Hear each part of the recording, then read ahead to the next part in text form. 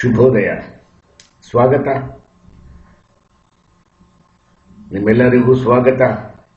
ಕಲೆ ಮತ್ತು ವಿಜ್ಞಾನ ಶಾಲೆ ಗೋಪನಹಳ್ಳಿ ನೌಕರರ ಸಂಘದ ಪರವಾಗಿ ವೀರಭದ್ರಯ್ಯ ದೇಮಯ್ಯ. ವಿಜ್ಞಾನ ಪಾಠ ನಿಮಗಾಗಿ. ಶುಭೋದಯ ಸ್ನೇಹಿತರೆ. ಕೋವಿಡ್-19 ಕಾರಣದಿಂದಾಗಿ ಶಾಲಾ ಕಾಲೇಜುಗಳು ಮುಚ್ಚಿ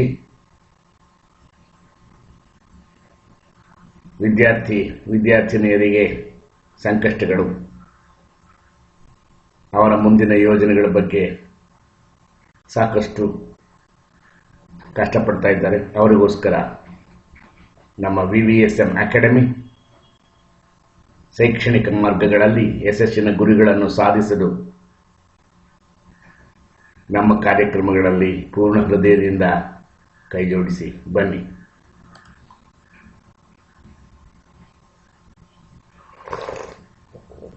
ಬೆಳಗಿನ ಕಾಫಿಯೊಂದಿಗೆ my dear students of Gopanahalli, follow up your studies with the following disciplines. Fresh up early in the morning.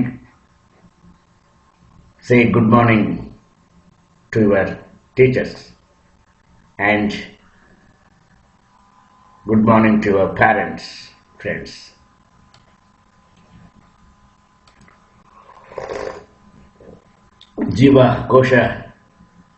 ಜೀವಶಾಸ್ತ್ರದ ಬಗ್ಗೆ ಒಂದು ವಿಶೇಷ ತರಗತಿ ಕೇಳಿ. ಸಸ್ಯ ಮತ್ತು ಪ್ರಾಣಿಕೋಶ ಜೀವಶಾಸ್ತ್ರದಲ್ಲಿ ಕೋಶ ಜೀವಶಾಸ್ತ್ರ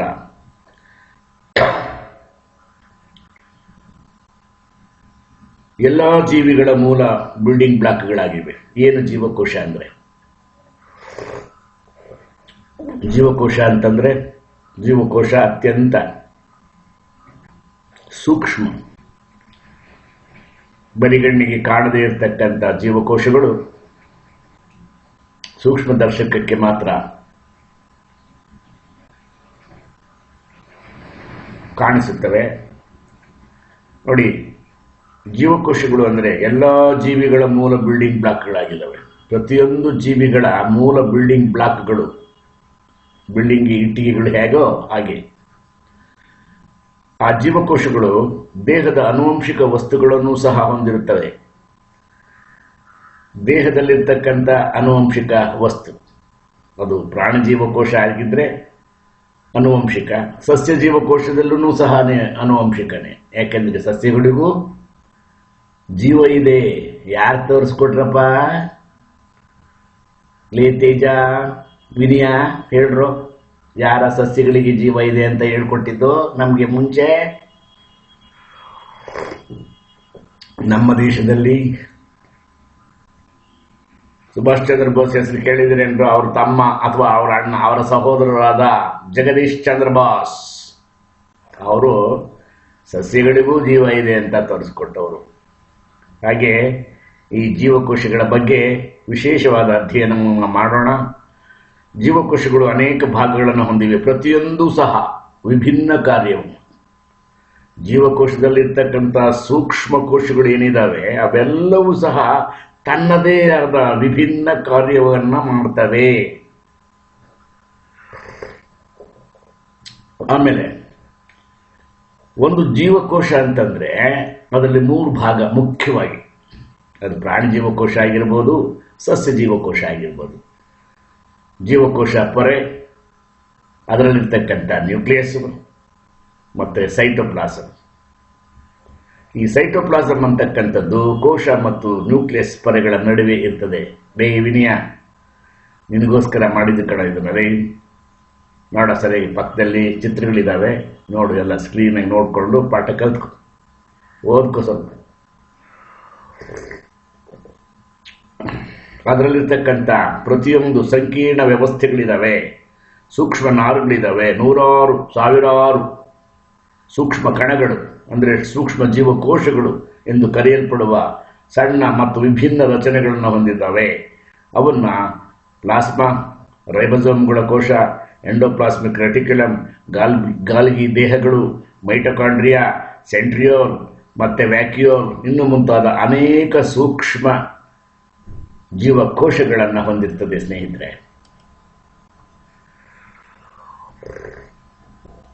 ನೋಡಿ, ಇಲ್ಲಿ ಆ ಜೀವಕೋಶಗಳು ಯಾವ ತರಹ ಜೀವ ಇದೆ ಅಂತಂದ್ರೆ ಮಿಡಿತಾ ಇರುತ್ತೆ.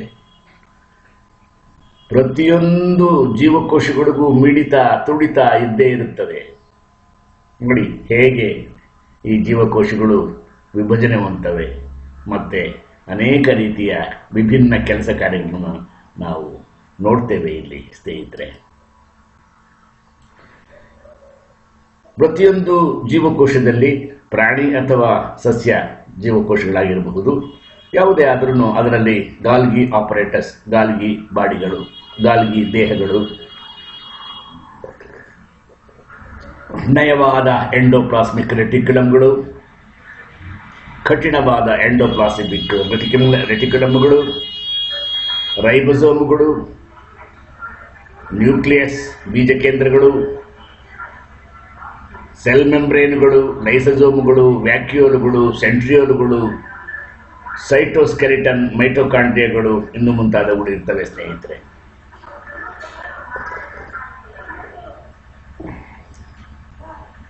ಒಂದು ಜೀವಕೋಶವು 3 ಭಾಗಗಳನ್ನು ಹೊಂದಿರ್ತದೆ ಅಂತ ಹೇಳಿದೆ ನಾನು. ಜೀವಕೋಶ ಪೊರೆ, ನ್ಯೂಕ್ಲಿಯಸ್ ಮತ್ತೆ ಸೈಟೋಪ್ಲಾಸಮ್.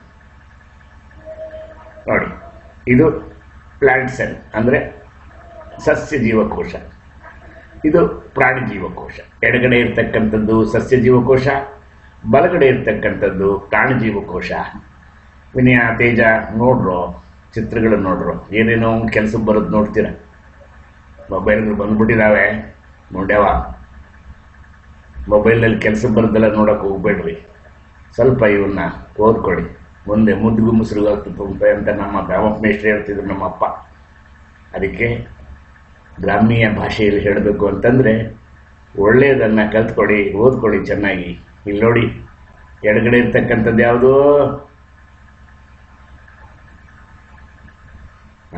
Plant cell. ಮತ್ತೆ ಬಲಗಡೆ ಇರ್ತಕ್ಕಂಥದ್ದು ಯಾವುದು? Animal cell. ಸಸ್ಯ ಜೀವಕೋಶ, ಪ್ರಾಣಿ ಜೀವಕೋಶ. Very good. ಸಸ್ಯ ಜೀವಕೋಶ ಅಂದ್ರೆ ಏನು ನೋಡು. ಸಸ್ಯ ಜೀವಕೋಶದಲ್ಲಿ ಮುಖ್ಯವಾಗಿ ನೀವು ನೋಡ್ತಕ್ಕಂಥದ್ದು ದೇಹದ ಆನುವಂಶಿಕ ವಸ್ತುಗಳನ್ನು ಸಹ ಹೊಂದಿರ್ತದೆ. ಯಾವುದೇ ಜೀವಕೋಶದಲ್ಲಿ ಆನುವಂಶಿಕ ವಸ್ತುಗಳನ್ನು ಹೊಂದಿರ್ತದೆ. ನೋಡಿ, ಆರ್ಗನಲ್ಸ್ ಎಂದು ಕರೆಯಲ್ಪಡುವ ಕೆಲವು ಭಾಗಗಳು ವಿಭಿನ್ನ ಮತ್ತು ವಿಶೇಷ ರಚನೆಗಳನ್ನು ಹೊಂದಿರ್ತವೆ. ನೋಡಿ, ಇದು ಜೀವಕೋಶ ಪೊರೆ, ಇದು ನ್ಯೂಕ್ಲಿಯಸ್, ಇದು ಜೀವಕೋಶ ಪೊರೆ. ಸೈಟೋಪ್ಲಾಸಂ ಒಳಗೆ ಸೂಕ್ಷ್ಮವಾದ ನಾರುಗಳು, ನೂರಾರು ಮತ್ತು ಸಾವಿರಾರು ಸೂಕ್ಷ್ಮ ಮತ್ತೆ ವಿಭಿನ್ನವಾದ ರಚನೆಗಳ ಸಂಕೀರ್ಣ ವ್ಯವಸ್ಥೆ, ಇವೆಲ್ಲವೂ ಸಹ ಈ ಒಂದು ಸಸ್ಯ ಕೋಶದಲ್ಲಿ ಇರ್ತದೆ, ಸಸ್ಯ ಜೀವಕೋಶದಲ್ಲಿ ಇರ್ತದೆ. ಪ್ರಾಣಿ ಜೀವಕೋಶದಲ್ಲಿಯೂ ಸಹ, ಇಲ್ಲಿ ಸಸ್ಯ ಮತ್ತು ಪ್ರಾಣಿ ಜೀವಕೋಶ ಎರಡರಲ್ಲಿಯೂ ಸಹ ಒಂದೇ ತರ ಸೂಕ್ಷ್ಮ ಜೀವಿಗಳು, ಕೋಶಗಳು ಇರ್ತದೆ. ಆದರೆ ಸಸ್ಯ ಮತ್ತು ಪ್ರಾಣಿ ಇರ್ತಕ್ಕಂಥ ವ್ಯತ್ಯಾಸಗಳು ಸಹ ನಾವು ಕಾಣ್ತೇವೆ. ಅದೇ ಒಂದು ಈಗ ಪರೀಕ್ಷೆಯಲ್ಲಿ ನಾವು ವಿಶೇಷವಾಗಿ ಸಸ್ಯ ಮತ್ತು ಪ್ರಾಣಿ ಜೀವಕೋಶಗಳಿಗಿರ್ತಕ್ಕಂಥ ವ್ಯತ್ಯಾಸ ಏನು ಅಂತಕ್ಕಂಥದ್ದನ್ನು ನಾನು ಮುಂದಿನ ತರಗತಿಯಲ್ಲಿ ನಿಮಗೆ ವಿಶೇಷವಾಗಿ ಹೇಳ್ಕೊಡ್ತೀನಿ. ಅಲ್ಲಿಯವರೆಗೆ ಸಸ್ಯ ಜೀವಕೋಶ ಅಂದ್ರೇನು, ಪ್ರಾಣಿ ಜೀವಕೋಶ ಅಂದ್ರೇನು ಕಲ್ತ್ಕೊಳ್ಳಿ ಫಸ್ಟ್.